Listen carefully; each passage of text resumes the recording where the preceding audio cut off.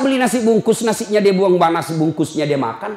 Inilah orang yang setengah mati cari nafkah. Berpolitik siang malam.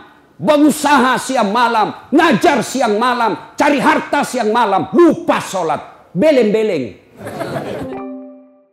Ibu bapak, saudara-saudara sekalian, teristimewa yang kita muliakan dengan semulia-mulianya, tuan-tuan guru kita, para habaib, para alim ulama, ustadz-ustadz pengasuh, Majelis Zikir Al-Ihya yang insya Allah dimuliakan dan dirahmati oleh Allah Subhanahu wa Ta'ala. Suatu kali Nabi bertanya kepada sahabat, saudara-saudara sekalian, dalam dirimu ada segumpal darah. Apabila segumpal darah itu baik, maka baiklah seluruh anggota tubuhmu. Tapi apabila segumpal darah itu rusak, maka rusaklah seluruh anggota tubuhmu. Sahabat bertanya, kalau begitu apa gerangan segumpal darah itu ya Rasulullah? Nabi menjelaskan, dialah qalb, hati. Ini berarti bahwa pengendali utama dan pertama, baik tidaknya sifat dan akhlak kita tergantung dari hatinya. Kalau hatinya baik, hatinya sehat, tutur katanya enak. Perbuatannya menyenangkan orang. Kelakuannya tidak mengganggu orang lain. Kalau hatinya sehat. Kalau hatinya sakit, tutur katanya tidak enak didengar. Kelakuannya merugikan orang. Perilakunya menjengkelkan orang. Kalau hatinya sudah sakit. Pertanyaan, hati yang ada di sini, ibu-ibu, sedulur-sedulur, bapak ibu sekalian, sehat atau sakit hatinya? Cepat benar mengaku. Ngaku. Sebelum kita ngaku sehat atau sakit, periksa dulu mana penyakit-penyakit hati itu. Harus tahu dulu mana penyakit-penyakit hati. Setelah kita tahu, yuk cross check, nyambungkan, connectingkan. Oh, ini saya nih. Sakit hati saya. Ini tidak. Sehat hati saya.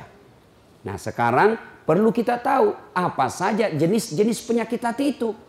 Inilah yang kita bahas pada taklim kita kali ini. Penyakit-penyakit hati dengan harapan pulang majelis hatinya sehat. Amin.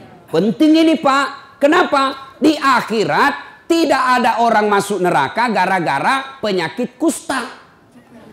Kenapa masuk neraka? Kusta Tuhan. Anda. Kenapa masuk neraka? Ngontrak-ngontrak Tuhan, tidak punya rumah. Tidak. Kenapa masuk neraka? Sombong. Kenapa masuk neraka? Takabur. Kenapa masuk neraka? Ujub. Penyakit hati. Ini penting. Coba, kalau bapak bawa mobil dari Jakarta ke Bogor, yang nyetir tangan. Yang berpikir sepanjang jalan, otak. Gas rem, kaki. Tapi begitu ada tikungan, apa tertulis? Hati-hati. Iya toh? Tidak tertulis otak-otak. Padahal otak yang berpikir. Iya, begitu pentingnya hati. Coba. Di lapangan terbang, bandara, ada pengumuman. Apa yang diumumkan? Perhatian, perhatian. Padahal yang berpikir otak. Yang menulis tangan. Pengumuman, perhatian, perhatian. Tidak ada pengumuman, perotakan, perotakan. Berarti memang ini hati adalah raja. Karenanya, sehatkan hati kalian. Mari kita lihat. Dalam kitab Iyah Ulumuddin, itu banyak sekali jenis-jenis penyakit hati. Mari kita lihat satu-satu. Mudah-mudahan cukup waktu. Yang pertama, yang paling banyak ini. Al-mutakhawilu bis sholah. Menganggap enteng sholat. Mana yang disebut menganggap enteng sholat? Mereka yang sudah tahu sholat 5 waktu wajib. Tapi mereka tidak mau melaksanakan. Inilah puncak kehancuran hati manusia. Karena ada orang begitu. Bersinat, takut betul. Ngambil sandalnya orang, takut sekali. Tidak puasa, takut dosa. Ramadan 30 hari puasa, tapi tidak sholat. Kan ada yang begitu. Takut dia ngambil nasinya orang. Takut dia ganggu istrinya orang. Tapi begitu tiba waktu sholat, dia merasa tidak berdosa. Karena ada perasaan begitu. Lewat sholatnya 5 waktu. Sehari dia tidak sholat. Merasa tidak punya dosa. Inilah puncak hancurnya hati kalian. Ada yang begitu kan? Setengah mati cari duit. Dari pagi cari duit. Sampai malam cari duit. Tapi lupa sholat. Inilah yang selalu saya istilahkan. Kerja, cari duit. Begitu dia lapar, beli nasi bungkus. Sayangnya setelah ada nasi bungkusnya, nasinya dia buang, bungkusnya dia makan. Ini orang Bugis bilang beleng-beleng. Tahu beleng-beleng? Dongo. Tahu dongo? Beleng-beleng. Tahu beleng-beleng? Dongo. Tahu dongo? Reke Gering bilang dungu. Itu larang dungu. Asli sedugu-dugunya. Masa beli nasi bungkus, nasinya dia buang, nasi bungkusnya dia makan? Inilah orang yang setengah mati cari nafkah. Berpolitik siang malam. Berusaha siang malam. Ngajar siang malam. Cari harta siang malam. Lupa sholat. Beleng-beleng. Dungu. Apa sebab orang biasa tidak sholat? Mohon maaf. Punten, punten. Ibu-ibu paling banyak tidak sholat kalau ada pesta pengantin. Gara-gara apa? Make up. Mukanya dikira tembok. Kuning, coklat, abu-abu, biru. Oh, beleng-beleng. Itu biasa saya kasihan lihat itu ibu kalau ada pengantin. Mukanya betul-betul kayak tembok. Serba palsu. Bibirnya merah palsu. Alisnya tebal palsu. Bulu matanya panjang palsu. Pantatnya gabus. Semua palsu. Malah ada lagi lebih gila lagi saya lihat. Dia kasih lebih alisnya. Saya bilang kenapa dikasih lebih? Dia bilang seperti artis Korea. Ada artis Korea baru di Bogor tinggal. Coba sudahlah. Apa dilarang berdandan? Ya silahkan. Selama ibu berdandan supaya suami bangga di samping ibu. Itu ibadah. Tapi kalau ibu dandan, gara-gara dandan tidak sholat, beleng-beleng. Coba. Nah sekarang gimana solusinya Ustaz? Nah, ibu wudhu dulu. Sudah wudhu, dandan. Sudah dandan, tahan kentut. Biar sudah wudhu, kentut batal. Nggak habis kok Ustaz, sedikit aja keluar. Biar sedikit, batal. Coba. Dua. Yang menyebabkan ibu-ibu banyak tidak sholat kalau ada pengantin. Apa? Jilbab. Saya ini sudah keliling-keliling ceramah. Sampai ke Malaysia, Timur Tengah, Brunei, Filipina Selatan. Ini hanya di Indonesia yang ibu-ibunya susah jilbabnya. Jilbab sakaratil maut. Masya Allah. Itu ada talinya tuh 2 meter. Dia ikat dulu. Dia ikat di lehernya. 2 meter dikasih kembang. Hah? 17 pentulnya. Ada kayak batang pohon di belakang. Sudah, tidak bisa lah dia goyang lehernya. Sudah diikat. Coba, ayo, pakai lagi jilbab yang sempit, celana roknya sempit. Suaminya bilang, cepat-cepat, buru-buru kita ketinggalan. Tunggu sedikit Pak. Ini dah wajah beleng-beleng. Tiba waktu sholat. Hayya 'alas sholat. Suaminya bilang, bu, baru aja kau pulang umroh. Itu baru 2 bulan yang lalu kau pulang umroh. Ini sudah mau asar kau belum sholat duhur. Sana pi sholat. Apa kata istrinya? Sadar kau Pak. Saya sadar, saya suruh kau sholat. Kau ndak lihat ini jilbabku. 2 jam makainya ini. Beleng-beleng. Sudah ya. Bu, yang paling banyak perempuan ndak sholat kalau ada pesta. Ini kalau laki-laki kapan banyak ndak sholat? Ada Piala Champion. Subuh ndak sholat subuh. Gara-gara sepak bola. Begitu nonton dari jam 2. Seri adu penalti. Bersamaan azan subuh. Pilih mana Pak? Bapak pilih mana? Pergi sholat. Ketinggalan gol. Nonton. Ketinggalan sholat. Akhirnya apa? Diambil sajadahnya. Sholat depan televisi. Ini lebih beleng-beleng. Ayo. Demi Allah. Apa alasan orang biasa tidak sholat? Ustaz, saya kaya Ustaz. Dia kaya aja dia tidak sholat. Ada yang kalah kayanya Nabi Sulaiman? Ada yang kaya Nabi Sulaiman? Nabi Sulaiman Itu pekarangan rumahnya emas. Ada di sini pekarangan rumahnya Mas. Paling kalau orang Bugis, kalau paling kaya giginya dikasih emas. Coba. Dia cakep Ustadz. Ada yang kalah Nabi Yusuf? Ayo. Tuh cakepnya Nabi Yusuf. Bayangkan cakepnya itu manusia. Ibu-ibu disuruh ngiris-ngiris bawang. Suruh lewat Nabi Yusuf seperti Pragawati. Yang kalau di atas apa itu? Catwalk. Lewat Nabi Yusuf. Ini ibu, Masya Allah. Ini bukan manusia ini. Cakep betul. Tidak sadar. Dia iris tangannya. Dia tidak rasa begitu terpesonanya dengan mukanya Nabi Yusuf. Segagah-gagahnya Ustadz Das'ad. Jangankan ngiris bawang. Kentut aja hilang perhatian. Coba. Gagahnya Nabi Yusuf. Tapi tetap taat beribadah kepada Allah. Saya kuat Ustadz. Binaragawan. Ada kala Nabi Musa. Nabi Musa itu Bu, kalau dia kunci badannya, tembus itu bulu-bulu di bajunya. Kalau dia kunci badan, terlempar songkoknya. Kalau dia tinju orang, belum sampai tinjunya sudah jatuh itu musuhnya. Ini orang Bugis bilang karate do, karate campur doti. Doti itu magic. Coba. Hebat. Saya cerdas Ustadz. Ada yang kalah cerdasnya Nabi Nuh. Sampai detik ini tidak ada orang arsitek bikin perahu di atas gunung. Semua mereka bikin perahu di pesisir pantai. Nuh alaihissalam di atas gunung bikin perahu. Cerdas, tidak sombong, tetap sujud beribadah kepada Allah. Apa lagi? Ada apa alasanmu lagi? Tinggi pangkatnya Ustadz. Ada yang kalah pangkatnya Rasulullah Muhammad SAW. Beliau adalah penghulu para nabi. Penghulu para nabi. Apa yang kita mau alasan tidak mau sholat? Jelas. Demi Allah. Tidak ada keselamatan bagi mereka yang menganggap enteng sholat. Ustadz, saya ini merantau Ustadz dari Sumatera. 30 tahun sudah saya di Bogor Ustadz. Tidak bisa lepas dari kredit.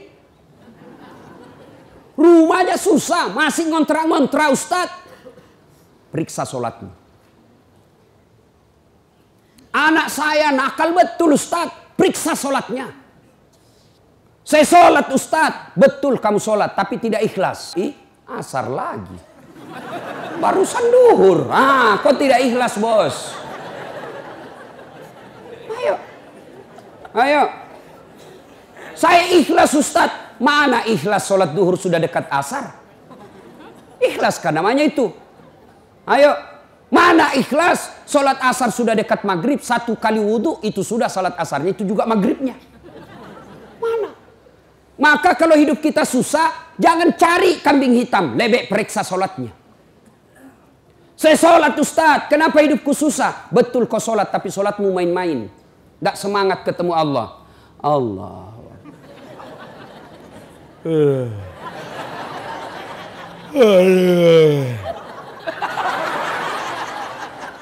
Siratal. Ada yang sholat seperti itu. Ada. Sholat kayak ditiup angin. Allahu Akbar.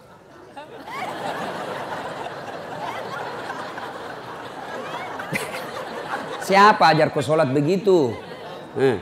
Ada juga sholat yang terlalu semangat. Allahu Akbar.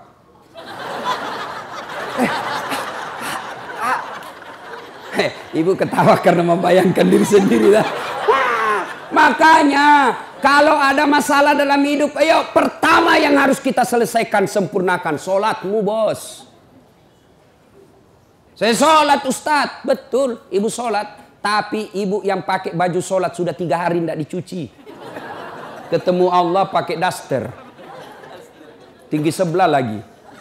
CD-nya 2 hari tidak dicuci dipakai. Begitu sholat gatal semua. Siapa ngajar sholat seperti itu? Ayo ya, mulai hari ini koreksi sholatnya Bu. Ibu saya di kampung itu 14 anaknya Bu. Tidak ada sekolah. Bahasa Indonesia tidak lancar. Tapi yang membuat saya kagum, kalau mau sholat dia ganti bajunya. Saya aja belum mampu seperti itu. Itu di ruang tidurnya dia gantung kudung dengan bajunya, dengan ada yang pembungkus kepalanya. Setiap beliau mau sholat pasti dia ganti baju. Masya Allah. Selalu ini yang membuat ibu saya doanya makbul. 14 anaknya. Ibu cuma 1 anaknya tidak bisa ganti baju kalau mau sholat. Yang ketawa, saya serius ini bu. Masya Allah. Bapak-bapak, adik-adik, kalau ada yang sampai sekarang belum dapat kerja yang baik, koreksi sholatmu. Ayo, apa susahnya sholat bos? Apa susahnya sholat? Lebih susah puasa, 30 hari kita lapar. Lebih susah haji, ngantri. Umroh aja ku kejar-kejar, sholatmu tidak bagus. Ayo. Mau zakat sedekah berat, ada duit modal. Sholat yang penting ada maumu. Haji sekali setahun. Umroh penuh modal. Sholat 24 jam Allah menunggumu. Subuh Allah nunggu. Tengah hari capek Allah tunggu duhur. Sore mau curhat Allah tunggu asar. Maghrib selesai kegiatan Allah tunggu di maghrib kita. Mau tidur silahkan curhat sebelum isya. Tengah malam bangun tidak bisa tidur. Yuk kau sholat tahajud. Cuma kita tidak sadari kekuatan sholat. Sholat. Kecil buat Allah kasih kalian rumah. Kecil buat Allah kasih kalian jadi anggota DPR. Kecil itu asam urat. Kecil itu kolesterol. Perbaiki sholat. Cuma kita kalau sakit langsung ke dokter. Memangnya dokter yang sembuhkan kamu? Ke Allah dulu. Allah, dokter. Saya sampai detik ini belum pernah ketemu dokter yang hebat. Kenapa? Begitu saya ke dokter, saya juga yang kasih tahu penyakitku. Assalamualaikum Ustaz. Waalaikumsalam dok. Kenapa Ustaz? Ini mencret-mencret saya dok. Kenapa bisa? Dalam hatiku ya urusanmu. Karena kau dokter. Masa saya yang kau tanya? Allah. Tanpa bapak beritahukan, ibu beritahukan. Allah sudah tahu penyakitnya ibu. Yang dokter hebat itu baru muncul. Pasti mencret Ustaz. Ah itu hebat itu. Tapi yang tidak. Iya. Maka bapak ibu sekalian. Perbaiki sholat. Nah, itu tetangga saya Ustaz. Tidak sholat. Tapi kok rezekinya baik. Proyeknya lancar. Oh jangan salah. Memang duitnya banyak. Mobilnya mewah. Rumahnya megah. Tapi apa yang ibu bapak tidak tahu. Istrinya selingkuh, suaminya membalas. Banyak kita lihat orang kaya, tapi menderita batinnya. Duitnya banyak, dihormati di kantor, dimuliakan di kantor, tapi sampai di rumahnya dilempar piring sama anaknya masih SMP. Itu sudah banyak duitnya, tapi tidak ada kebahagiaan rumah tangganya. Banyak duitnya, tapi tidak ada bisa dia makan. Duitnya 7 miliar, tapi dilarang makan nasi. Apa enaknya? Dilarang makan nasi, dilarang makan karedok. Apa? Yang bisa dia makan hanya ubi rebus. Duit 7 miliar cuma ubi rebus. Pret. Ya, maka Bapak Ibu, adik-adik jangan galau, perbaiki sholatmu. Saya bisa bicara begini, saya alami. Demi Allah, saya pernah menjadi cleaning service. Bersihkan toilet triple terkenal di Makassar waktu itu. 4 toilet saya harus bersihkan tiap hari. Saya bilang sama koordinator kebersihan, tidak usah gaji saya. Kasih masuk namaku undian umroh kalau ada gratis. Sampai tutup itu kantor, tidak dapat. Saya pernah menjadi loper koran. Loper koran. Selesai sholat subuh saya bawa naik sepeda itu langganan harian Fajar di Makassar. Hilang lagi sepeda BMX ku. Tidak tahu sampai sekarang saya belum dapat siapa yang curi. Yang ngajar itu kalau saya dapat itu saya lapor di KPK. Masya Allah. Hai, saya sering jalan kaki pergi sekolah. Saya pernah dihina kawan saya waktu kuliah. Keluar dari ruangan kuliah. Dia tunjuki saya, Dasat, tidak malu-malu kau, cakar semua bajumu. Cakar itu rombengan. Nah, tahu, baju bekas yang dari Eropa dijual 100.000 kalau di Matahari 100.000 satu. Ini 10.000 4, masih ditawar. Coba bayangkan. Saya tidak marah. Biiznillah dengan izin Allah, saya istiqamah pelihara sholat dengan sebaik-baiknya. Alhamdulillah dengan izin Allah, saya sudah punya travel sendiri. Kapan saja saya mau umroh bisa dengan izin Allah. Kalau kawan saya dulu yang hina saya katakan pakai baju cakar, alhamdulillah sekarang Ramadan baru-baru saya kasih lagi zakat. Coba, kalau saya jalan kaki dulu, alhamdulillah punya kendaraan yang jarang seperti itu di Makassar. Alhamdulillah, dengan izin Allah. Apa susahnya Allah kasih kamu rumah? Apa susahnya Allah kasih lunas utangmu? Kecil buat Allah. Yang penting sholat men, sholat.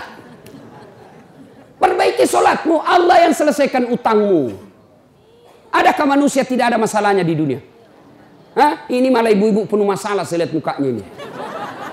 Mana ada manusia tidak ada masalahnya? Semua punya masalah.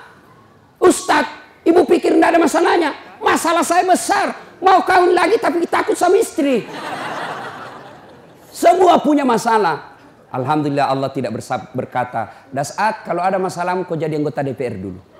Ada masalahmu kau jadi gubernur dulu. Ada masalahmu kau jadi profesor dulu. Tidak. Allah cuma minta, Das'at ada masalahmu ista'inu bis-sabri was-salah. Sabar, perbaiki sholatmu. Saya yang selesaikan masalahmu. Itu janji Allah, bukan janji caleg.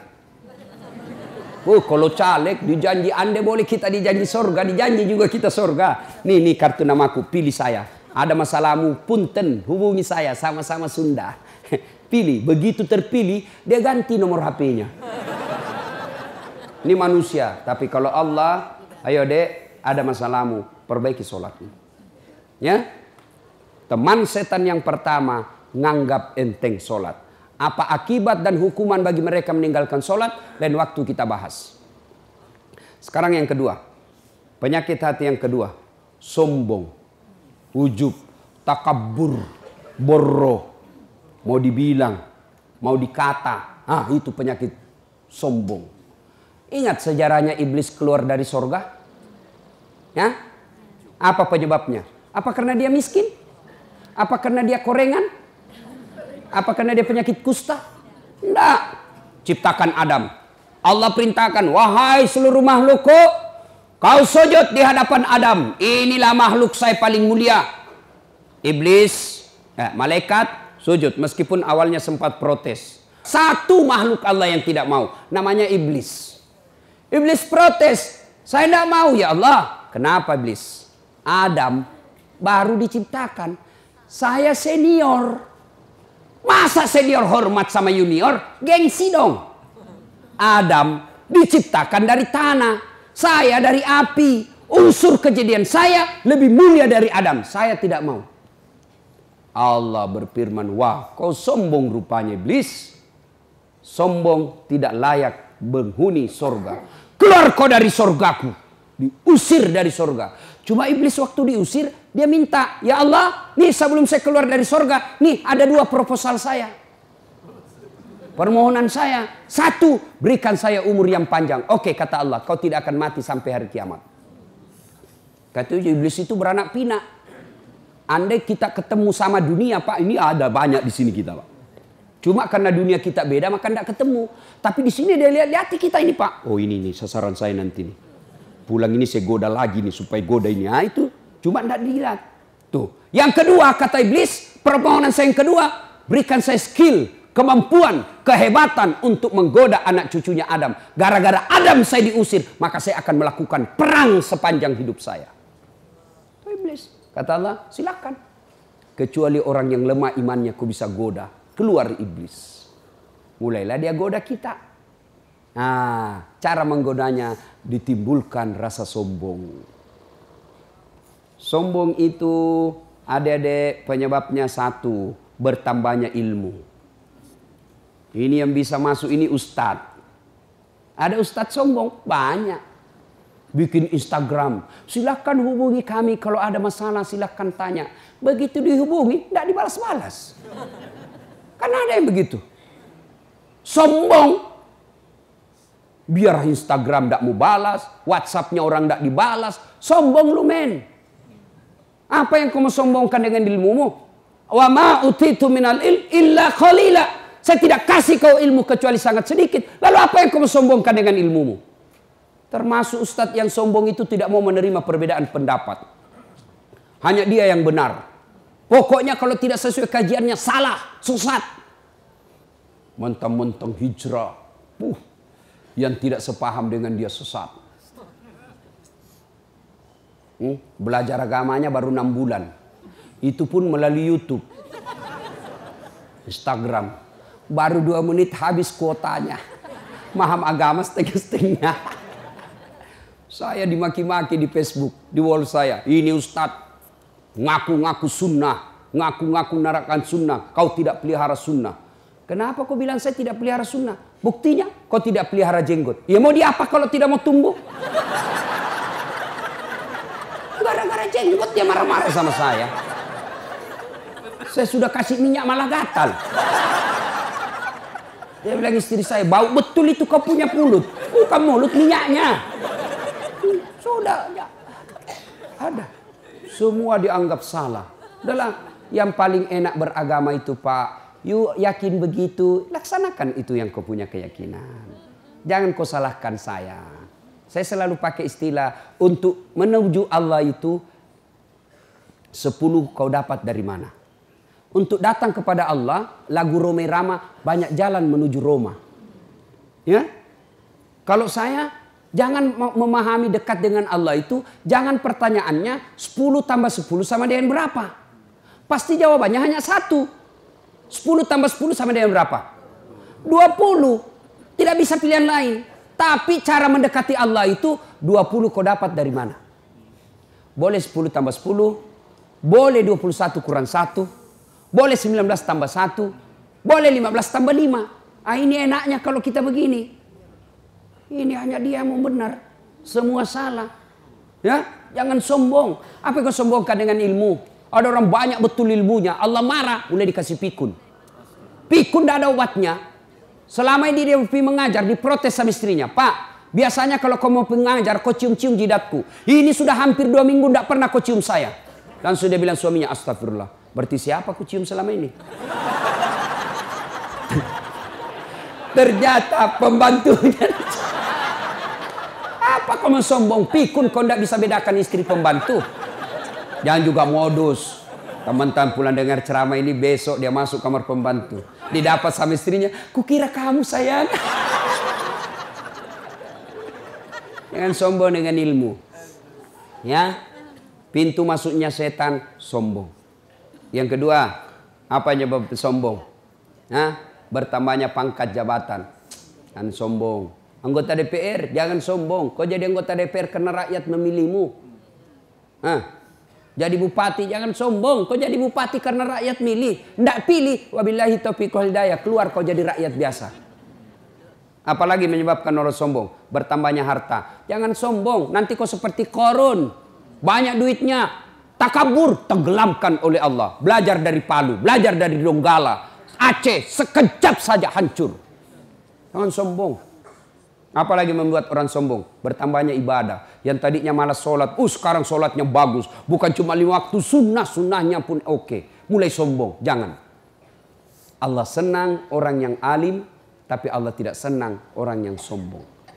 Puncak kesombongan, tidak mau sujud di hadapan Allah. Dalam hadits qudsi Allah jelaskan, ada 3 temannya setan di dunia. Satu di antaranya, ghaniyun mutakabbir, orang kaya yang sombong. Kaya harta sombong temannya setan. Kaya ilmu, ilmuwan sombong temannya setan. Kaya pangkat pejabat temannya setan. Tapi masih masuk akal. Orang masih, ya wajarlah dia sombong. Dia wali kota.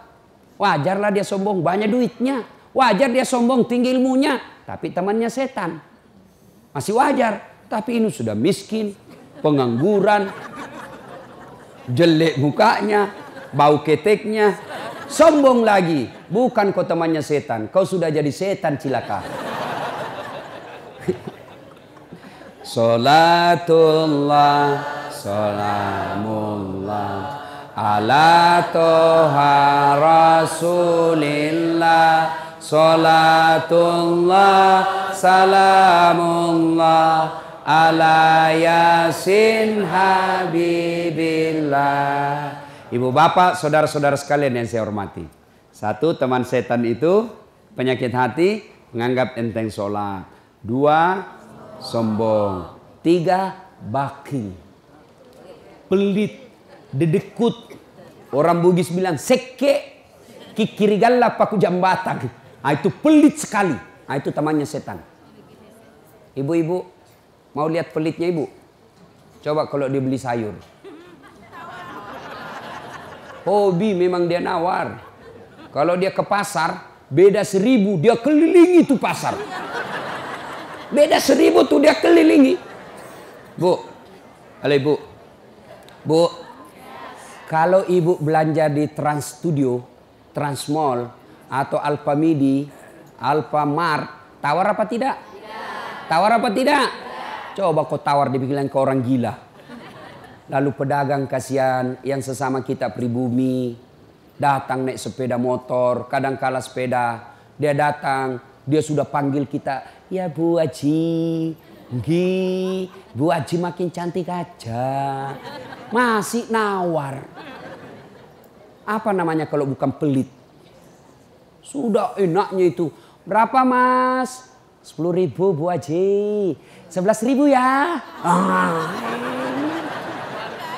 Mantap. Kalau kan ibu-ibu yang suka nawar, kalau bapak-bapak kan tidak suka nawar ya. Ibu-ibu tuh suka betul nawar. Bu, ibu bersedekah itu tidak mesti masuk masjid. Sedekah dengan niat. Mas, berapa Mas? 15.000, 13.000 ya Mas. 15.000, oke, saya bayar 15.000. Tapi dalam hati ibu, sebenarnya saya beli 13.000, 2.000-nya saya sedekahkan untuk Mas. Boleh. Jangan terlalu pelit. Ibu mau enggak suaminya diambil orang? Mau? Silakan pelit. Orang pelit itu tidak ada yang suka. Bahkan orang pelit sekalipun tidak suka sama orang pelit. Benar Pak. Begitu jeleknya itu sifat pelit. Tidak ada yang suka. Coba saya tanya. Bapak-bapak senang tetangga dermawan atau pelit? Ibu-ibu senang suami yang pelit atau dermawan? Senang mantu yang pelit atau dermawan? Teman-teman yang pelit atau dermawan? Dermawan, tidak ada orang suka orang pelit. Bahkan orang pelit pun tidak suka sama semuanya pelit. Jangan kau ke rumahnya, pelit dia itu. Padahal dia juga pelit. Begitu jeleknya itu sifat pelit. Demi Allah, tidak ada orang bangkrut gara-gara sedekah. Adakah pernah Bapak dengar? Mas, tuh yang di sudut rumah di komplek, tuh kaya betul dulu Ustadz. Cuma karena dia rajin sedekah, bangkrut. Ada? Tidak pernah. Biasa kita ini sangka buruk kepada Allah. Tidak mau bersedekah karena sangka buruk. Nanti saya makan apa? Nanti saya makan apa? Jangan cemas rezeki. Jangankan diambil orang. Tertukar saja tidak. Cicak aja dijamin rezekinya. Tahu cicak? Tahu? Cicak makan apa ibu? Masuk akal enggak? Tidak masuk akal. Gimana caranya? Satu di dinding, satu terbang. Di mana ketemu? Tidak ada terminalnya. Kalau pesawat terbang, kita jalan, ada ketemunya. Di mana? Di bandara. Ini cicak, satu terbang, satu di dinding. Di mana ketemunya? Tapi lagu kita waktu kecil kan, cicak di dinding, diam-diam merayap. Datang seekor nyamuk. Nyamuk yang datang. Nyamuk yang datang. Allah jamin rezekinya. Lagu tidak bilang cicak lompat ke nyamuk. Setengah mati cicak, kasihan. Iya kan? Itu cicak, tidak sarjana, tidak punya kursus, tidak ada kaki, tidak ada otaknya, tidak cerdas, bisa hidup. Apalagi ibu, jangan pelit. Sedekah, Allah sudah jamin rezekimu. Bu, ada suaminya mulai selingkuh. Ada? Tidak usah curhat sama tetangga, apalagi curhat di Facebook. Tak kusangka kau begitu. Pret. Beleng-beleng. Rahasia keluargamu kau ungkap di Facebook. Begitu mulai, Bu, ciri-ciri laki-laki yang sudah mulai lain-lainnya. Kalau yang selama ini tidak pernah pakai sisir keluar, tiba-tiba rapi. Tidak pernah pakai parfum, tiba-tiba beli parfum malaikat subuh. Yang tadinya keluar rumah tidak pernah pakai setrikaan, langsung rapi. Yang paling mencurigakan kalau dia terima SMS dalam kamar mandi. 70% wajib dicurigai. Kalau sudah begitu ibu tidak usah curhat sama tetangga. Lebih curhat kepada Allah. Bangun ibu sholat hajat. Lakukan sampai 8 rakaat. Setiap 2 rakaat di sujud terakhirmu kau berdoa kepada Allah. Ya Allah, engkau yang membolak-balikkan rasa cinta dalam hati suamiku. Tidak mungkin aku bisa mengendalikan cintanya. Ya Allah, tidak mungkin aku jaga dia 24 jam. Engkau yang maha menjaga ya Allah. Ya Allah, pelihara suamiku dari godaan perempuan lain. Ini ada duit saya 500.000. Saya tolak bala besok ke panti asuhan. Mudah-mudahan 500.000 suamiku terhindar dari wanita jahat. Bismillah. Coba amalkan itu, Bu. Coba amalkan. Yang jadi masalah kalau suaminya juga sudah tahu rumusnya. Dia bangun juga sholat tahajud. Dia bangun pula sholat hajat. Istrinya sebelah, kamar sebelah. Suaminya kamar sebelah. Ya Allah, capek sudah saya lihat istri saya, ya Allah. Ngamuk aja kerjanya. Marah-marah aja. Berat badannya juga makin tambah, ya Allah. Tak tahu dilihat dari mana dia seksi. Ya Allah, ini ada duit saya 500.000. Tolak bala, ya Allah. Mudah-mudahan istriku ikhlas saya kawin lagi. Bingung malaikat, yang mana nih? Jangan pelit. Demi Allah, tidak ada orang bangkrut gara-gara sedekah. Saya kasih contoh. Tanggal 4 kemarin, sehari sebelum lebaran. Ya, tanggal 3 malam. Ada anak-anak usia 19 tahun. Bapaknya Flores, mamanya Toraja, Kristen. Karena sering dengar ceramah saya di YouTube, akhirnya dia memutuskan diri masuk Islam. Desember kemarin. 19 tahun. Tanggal 3 malam, dia DM ke saya di Instagram. Ustadz, saya ini dicerita cara mualafnya.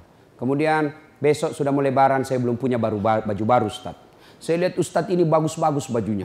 Di mana belinya, Ustadz? Saya bilang sebenarnya baju saya tidak dibeli, bikin sendiri. Tapi yang lebih sebenarnya lagi, bukan baju yang bagus, saya yang gagah. Ya, sudahlah. Saya butuh baju lebaran. Saya bilang, kau datanglah ke rumah saya. Saya sediakan kau pilih bajuku yang kau suka. Dia pakai tongkat turun dari taksi. Wih, kasihan saya. Kenapa kakimu, Dek? Ternyata diamputasi kakinya. Dia singgah sholat asar ditabrak mobil. Saya bilang berat betul hidupnya ini anak. Diusir dari orang tuanya, Pak. Diusir, sekarang tinggal di masjid. Tidak disetujui, hanya dia sendiri masuk Islam. Diusir. Bilang, kenapa kakimu? Saya cerita. Sedih saya. Sempat berkaca. Jangan sedih, Ustaz. Ini tidak ada artinya nih kaki ketimbang iman saya kepada Allah. Luar biasa, 19 tahun. Saya ambil baju saya yang paling bagus. Kau pilih ini, Dek. Mana kau suka? Bener, diambil yang paling bagus. Sempat juga saya nyesal. Sudah. Karena saya buru-buru ke bandara. Saya mau pergi khotbah. Ya, ini, Dek. Kau ambil 1 juta. Sudah. Baliklah dia. Naik Grab lagi. Sudah. Perjalanan saya ke bandara, masuk WhatsApp. Ustadz, berapa nomor rekeningnya? Kirimlah nomor rekening. Masih di atas mobil, masuk. Masuk, berapa transferan masuk? 30 juta. Tadi keluar 1 juta. Tidak cukup sampai situ. Allah balas lebih banyak. Sampai saya di airport, bandara, depan pintu 7 nunggu saya keberangkatan. Tiba-tiba ada ibu-ibu lari. Bawa amplop. Ustadz, tunggu dulu Ustadz. Apa? Ini dalam hatiku. Ada apa lagi? Padahal cepat sudah. Ini ada ternyata ada fans saya, dia lihat saya di bandara, dia mau kasih, tapi cepat buru-buru mau masuk bandara. Dikasih saya melalui itu ibu, nih ada Ustaz titipan dari ini. Oke, saya buka, berapa isinya? 10 juta. Sudah 40 itu kan gantinya. Berapa Allah ganti? 75. 1 juta Allah ganti 75 juta. Kenapa ibu miskin? Karena ibu malas bersedekah. Selalu berkeyakinan saya miskin. Maka Allah ana inda sanni abdibi. Saya tergantung sangkanya hambaku. Kalau kau sangka tidak mampu, maka kau kasih tidak mampu. Sedekah ibu. Allah tidak lihat 1 jutanya. Allah tidak lihat 100 ribunya. Yang Allah mau nilai, kamu sedekah enggak 1 hari ini. Jangan pernah lewatkan maghrib tanpa sedekah di hari itu. Coba amalkan. Coba. Kenapa kita tidak bisa umroh? Karena selalu yakin saya tidak mampu. Maka Allah ya sudah kau yakin tidak mampu. Sedekah. Pulang ini kau sedekah sama tetanggamu. Cari orang miskin. Cari janda-janda tua. Tidak usah janda muda. Banyak yang bisa selamatkan. Jelas? Salatullah, salamullah, ala toha rasulillah. Salatullah, salamullah, ala yasin habibillah. Nah, sudah banyak sebenarnya penyakit hati tapi waktu yang terbatas. Saya cuma bilang waktu yang terbatas. Saya ada acara di Bandung Ibu jam 10. Saya ini orang kampung. Saya tidak tahu Bogor ke Bandung jauh. Saya pikirnya 1 jam. Inilah kalau kita pakai pulsa lokal. Saya orang kampung, tidak tahu saya. Oh ternyata jauh. Nah, saya harus segera selesaikan. Insya Allah kalau panitia ngundang saya lagi ke sini, saya datang lagi. Insya Allah ya. Nah, ini penyakit hati. Sekarang bagaimana cara mengobatinya? Ala bizikrillahi tatma'innul qulub. Ketahuilah dengan berzikir mengingat kepadaku, maka hatimu akan jadi tenang. Jadi kalau kita punya penyakit hati, maka datang di majelis zikir Al-Ihya ini. Ini salah satu caranya. Memang ibu tidak dapat voucher. Memang ibu tidak dapat undian. Tapi apa yang ibu dapat? Ilmu, tapi ilmu tidaklah terlalu menolong ketika ilmu itu tidak diamalkan. Amalkan yang Bapak Ibu tahu, maka Allah akan berikan ketenteraman jiwa, ketenangan hati. Kalau hati sudah tenang, itulah kekayaan kita yang paling baik. Ibu Bapak, inilah tausiah kita, mudah-mudahan ada manfaat.